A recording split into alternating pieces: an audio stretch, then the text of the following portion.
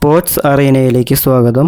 June 20 മുതലാണ് India-England test പരമ്പര ആരംഭിക്കുന്നത്.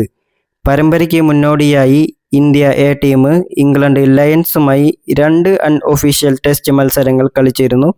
ഇരു മത്സരങ്ങളിലും സമനിലയായിരുന്നു ഫലം.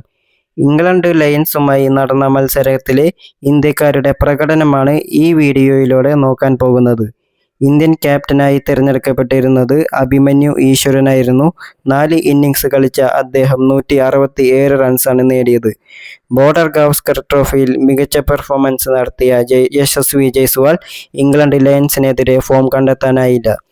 4 ഇന്നിംഗ്സ് കളിച്ച അദ്ദേഹം 110 റൺസാണ് സ്കോർ ചെയ്തത്. KL രാഹുൽ 2 ഇന്നിംഗ്സുകളിൽ നിന്നും 1 സെഞ്ചുറിയും 1 അർദ്ധ സെഞ്ചുറിയും നേടി ഓപ്പണിംഗ് സ്ഥാനം ഉറപ്പിച്ചു. ഈ പരമ്പരയിലെ ഏറ്റവും മികച്ച പെർഫോമൻസ് നടത്തിയത് കരുൺ നായരാണ്. 3 ഇന്നിംഗ്സ് കളിച്ച അദ്ദേഹം 259 റൺസ് സ്കോർ ചെയ്തു. അതിൽ ഒരു ഡബിൾ 100ഉം ഉൾപ്പെടുന്നു.